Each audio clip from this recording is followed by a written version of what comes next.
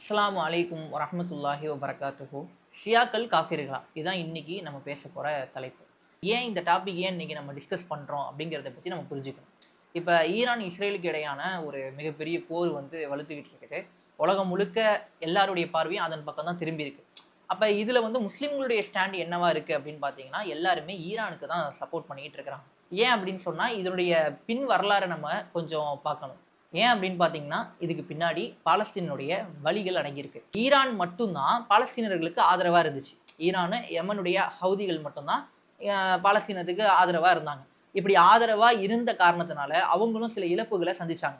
அந்த இழப்புகளுக்கு பதிலடி தரும் விதமாக தான் இன்னைக்கு நடக்கிற போர்கள் எல்லாமே. இந்த இடத்துல முஸ்லிம்கள் எல்லாருமே என்ன பார்க்குறாங்க அப்படின்னு சொன்னால், பாலஸ்தீனுடைய வழிக்கு இது ஒரு ஆறுதலானது, இஸ்ரேல் அடி வாங்குறது ஒரு ஆறுதல், அந்த மனநிலையில தான் பொதுமக்களும் பார்க்குறாங்க, முஸ்லீம்களும் பார்க்குறாங்க.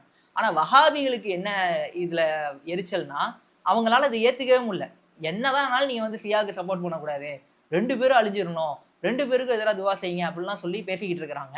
இப்போ இதை பற்றி தான் நம்ம இந்த வீடியோவில் ஒரு தெளிவான பார்வையை முன் வச்சு பேச போகிறோம். அல்லாஹு அல்லாஹு அல்லாஹு அல்லாஹ் அல்லாஹு அல்லாஹு அல்லாஹு அல்லாஹ்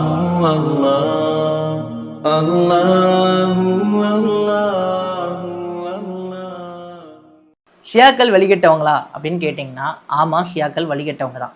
ஷியாக்கள் ஏன் வழிகேட்டில் இருக்காங்கன்னு நம்ம புரிஞ்சுக்கணும். ஆனால் அதுக்கு முன்னாடி ஒரு கேள்வி. நம்ம அஹ்லுல் சுன்னா அப்படின்னு சொல்கிற உலகத்தில் ரொம்ப பேர் உண்மையான அஹ்லுல் சுன்னாவாக இருக்காங்களா இல்லையா?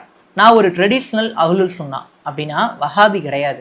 ஒவ்வொரு வஹாபியும் தங்களை தவிர எல்லாரையும் குஃப்ரு அல்லது முஷ்ரிக்குன்னு சொல்லுவாங்க. நாங்கள் மட்டும்தான் தூய இஸ்லாத்தில் இருக்கோம், நாங்கள் தான் தௌஹீதில் இருக்கோம் அப்படின்னு சொல்லிப்பாங்க. அதான் அவங்களுடைய லாஜிக். ஆனால் ட்ரெடிஷ்னல் அஹ்லுல் சுன்னால அப்படி கிடையாது. இஸ்லாத்தை விட்டு வெளியேற்றக்கூடிய ரொம்ப கொடூரமான வழிகேடுகள்ங்கிறது கொஞ்சம் தான். சில குழுக்கள், அதாவது இஸ்மாயில்ஸ் மாதிரி. இந்த கொள்கை ஏன் குஃபுர்னா, அவங்க இஸ்லாத்துடைய எல்லா உச்சபட்ச அதிகாரங்களையும் தங்களுடைய இமாம்களுக்கு கொடுத்து வச்சிருக்காங்க. எந்த அடிப்படையில்னா, அவங்க இமாம் நினைச்சா ஹஜ்ஜையும் உம்ராவையும் கூட கேன்சல் பண்ண முடியும். இமாம் தான் சட்டம் செய்யக்கூடியவர்னு அவங்க நம்புறாங்க. இது இஸ்லாத்துல கிடையாது. அதனால அஹ்லுல் சுன்னாவும் ஷியாக்களும் இவங்கள இஸ்லாத்திலே இல்லைன்னு சொல்றாங்க. அதே மாதிரி காதியானிஸ், இவங்க முகமது ஸல்லல்லாஹு அலைஹி வஸல்லம் அவங்களுக்கு பிறகு நபி வந்தார்னு நம்புறாங்க. ஸோ இதுவும் இஸ்லாத்துல இல்லை. அதே மாதிரி அலாவிஸ், நுசைரிஸ் அப்படின்னு சொல்லப்படக்கூடிய ஷியாக்களுடைய ஒரு பிரிவு. அது என்னன்னு பார்த்தீங்கன்னா, அலி ரலியல்லாஹு அவங்கள கடவுள்னு நம்புறாங்க.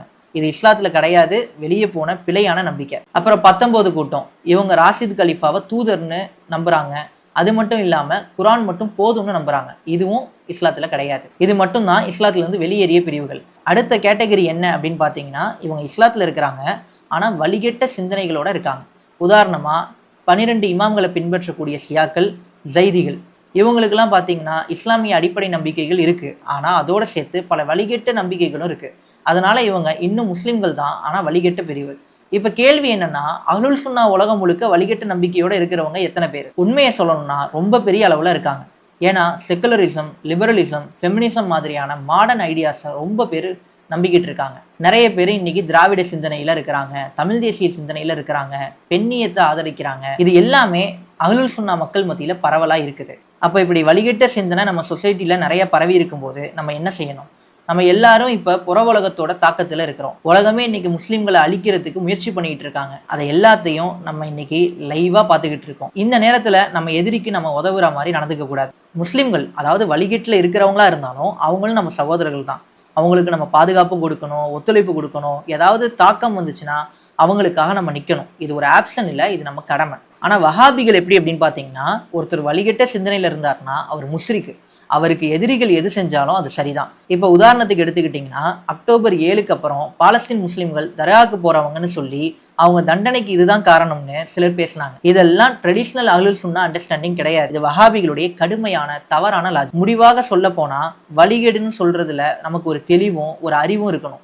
அவங்க வழிகேட்டுல இருந்தாலும் நம்ம சகோதரர்கள் தான். ஒத்துழைப்பு, பாதுகாப்பு, உரிமை எல்லாமே நம்ம தந்துதான் ஆகணும். அவங்களோட நம்ம இன்னும் கூட நிக்கணும். அவங்களுக்கு ஆதரவா இருக்கணும், எதிரிகள்ட்ட இருந்து அவங்கள காப்பாற்றணும், அவங்களோட கை கோர்த்து நிற்கணும். ஆனா வஹாபிகள் என்ன சொல்றாங்கன்னா, இஸ்லாத்துல தவறான நம்பிக்கையில போனீங்கன்னா நீங்க இஸ்லாத்தை விட்டு வெளியே போயிட்டீங்க, நீங்க முஸ்ரிக் ஆயிட்டீங்க, அதனால நாங்க உங்களை பாதுகாக்க மாட்டோம், அதுக்கு பதிலா யூதர்களையும் நஸ்ரானிகளையும் தான் நாங்க பாதுகாப்போம், அவங்களோட சேரணும்னு சொல்றாங்க. இந்த வஹாபிகளுடைய லாஜிக்கு அக்டோபர் 7ஆம் தேதி நடந்த அந்த யுத்தத்திலேயே நமக்கு நல்லா தெரிஞ்சிச்சு. அக்டோபர் 8ஆம் தேதி சம்சின்னு சொல்லிட்டு ஒரு வெளிநாட்டு வஹாபி, அவர் வஹாபி சிந்தனையாளர், அவர் வஹாபி சிந்தனையை பரப்புறவர், நான் முஸ்லீம் தாவாலாம் பண்ணுவார். அவர் என்ன பேசுறாரு அப்படின்னு பாத்தீங்கன்னா, இந்த பாலஸ்தீனியர்கள் கபூர் வழிபாடு பண்றவங்க, ஷியாவோட சேர்ந்துகிட்டு இருக்காங்க அப்படின்னு சொல்லிட்டு அவங்க அழிக்கப்பட்டது நியாயம்தான் அப்படின்னு சொல்லி வாதாடுறாரு. அவர் அதை சொன்னதுக்கு அப்புறமா நிறைய வஹாபிகள் அதை சரி காண ஆரம்பிச்சிட்டாங்க. அந்த லைன்லயே அவங்களும் அதை ஏத்துக்கிட்டாங்க. இது அஹ்லுல் சுன்னாவோட எந்த தொடர்பும் இல்லாத ஒரு வஹாபி சிந்தனை தான். அதனாலதான் சொல்றேன், வழிகேடு பித்அத் அப்படின்லாம் பேசும்போது அதை பத்தின ஒரு சரியான பார்வையில நம்ம இருக்கு. வஹாபிகள் கூட எல்லாரும் ஒரே மாதிரி இல்லை. சிலர் நாங்க மட்டும்தான் முஸ்லீம், நீங்க எல்லாம் முஸ்லிக்குன்னு சொல்றாங்க. ஆனா ஏஆர் ரச்சிதாவா, எம்எஃப் அலி அந்த மாதிரியான ஆட்கள்லாம் எடுத்துக்கிட்டீங்கன்னா வெளிப்படையா சொல்ல மாட்டாங்க. ஆனாலும் அவங்களோட செயல்கள் அதைத்தான் காட்டுது. இந்த மாதிரி சொல்லக்கூடிய வஹாபிகள் எல்லாருமே யதார்த்தத்துல எண்ணிக்கையில ரொம்ப குறைவான மக்கள் தான். மற்ற எல்லாருமே இந்த வஹாபிய சிந்தனையினால பாதிக்கப்பட்டிருக்காங்க, அவ்வளவுதான். உண்மையான வஹாபிகளுடைய சிந்தனை என்ன அப்படின்னு பாத்தீங்கன்னா இதுதான். தாங்க மட்டும்தான் தௌஹீதுல இருக்கோம், மிச்சம் எல்லாருமே வழிகேட்டுல இருக்காங்கிறது தான் அவங்களுடைய சிந்தனை. அப்படி இருக்கும்போது அதை அவங்க உண்மையா வெளிப்படுத்துறதா இருந்தா நேர்மையான முறையில அதுல அவங்க நடந்துக்கணும்.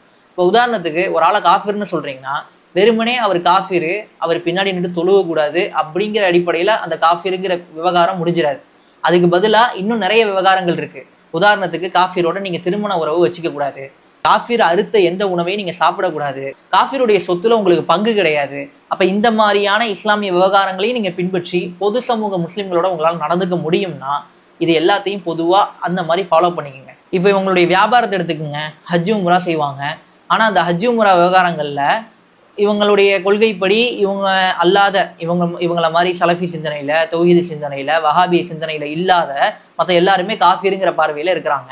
ஆனா வியாபாரத்துல அந்த மாதிரி நடந்துக்க முடியுமா? இப்ப ஹஜ் உம்ராக்கு சுன்னத் ஜமாத் ஆள் ஒருத்தர் வந்தாருன்னா கூட்டு போக தான் செய்யறாங்க. கூட்டு போகாம இருந்தாங்கன்னா இவங்க நியாயவான் உண்மையிலே. ஏன்னா அவங்க தான் காஃபிர்ல இவங்க பார்வையில அவங்க பின்னாடி நின்று தொழுவ மாட்டாங்க தானே. அப்ப அந்த மாதிரி இவங்களால இருக்க முடியாது. அப்ப வியாபாரம் தனக்கு லாபங்கிற அடிப்படையில அவங்கள முஸ்லீமா பாத்துக்கிறது, வியாபாரம் லாபம் அப்படின்னு இல்லாத வகையில அவங்களை காஃபிரா சித்தரிக்கிறது. அப்ப இதனால இவங்க என்னென்ன பின்விளைவுகளை ஏற்படுத்துறாங்க அப்படின்னு பாத்தீங்கன்னா, பொதுமக்கள் மனநிலையில இருந்து இயல்பு சிந்தனைகள்ல இருந்து மக்களை பிறல செய்யக்கூடிய வேலைகளை நல்லாவே செய்யறாங்க. அதனால யதார்த்தத்துல ஷியாக்களுடைய மார்க்க ரீதியான தவறுகளையும் கொள்கை முரண்பாடுகளையும் அஹ்லுல் சுன்னாவுடைய பொதுமக்கள் நன்றாகவே புரிஞ்சு வச்சுதான் இருக்காங்க. நவீன வரட்டு புத்தி கொண்ட சலஃபி பெயர் தாங்கிகள் அதை சொல்லித்தர வேண்டிய அவசியம் இல்லை. அவங்க உண்மையிலே உம்மத்து மேல அக்கறையும் மார்க்கத்துல உறுதியும் உள்ளவங்களா இருந்தாங்கன்னா அவங்களுடைய மன்னர்களை யூத நட்புல இருந்து விடுவிக்கட்டும், வட்டி விபச்சாரம் மாதிரியான ஹராமான காரியங்கள்ல இருந்து தங்களுடைய நாட்டை சுத்தப்படுத்தட்டும், அக்ஸாவை விடுவிக்க ஜிஹாது செய்ய சொல்லட்டும். அதை விட்டுட்டு இந்த நேரத்துல சியாக்கள் கொள்கையை எங்களுக்கு சொல்லி தந்து தங்களுடைய மார்க்கப்பற்ற பீத்த வேணாம். முனாஃபிக்குகள் எல்லா சமுதாயத்திலையும் எல்லா காலத்திலையும் இருப்பாங்க. ரசூல் ஸல்லல்லாஹு அலைஹி வஸல்லம் அவங்களுடைய காலத்துல சியாக்கள் கிடையாது, சுன்னாக்கள் தான் இருந்தாங்க. ஆனா முனாஃபிக்குகள் இருந்தாங்க. அஹ்லுல் சுன்னா பேசுறவங்க எல்லாரும் இப்னு தைமியாவோ அஹமது இப்னு ஹம்பலோ கிடையாது. அஹ்லுல் சுன்னாவை பேசுற பல பேரு இந்த காலத்துல ராஃபிதாக்களை விட யூத நஸ்ரானிகளோட நட்பு வைக்க துடிக்கிறவங்களா இருக்கிறாங்க. ஆக சலஃபினும் அஹ்லுல் சுன்னாலும் பீத்திக்கிற ஷேக்குகள் அவங்களுடைய மன்னர்களுக்கு இஸ்லாத்தையும் நீதத்தையும் தக்வாவுடைய ஆட்சியையும் கிலாஃபத்துர் ராஷிதாவுடைய ஆட்சியையும் சொல்லி கொடுங்க. பிறகு எங்களுக்கு சியா படம் எடுங்க. يؤتي الحكمة من يشاء ومن يؤت الحكمة فقد أوتي خيرا كثيرا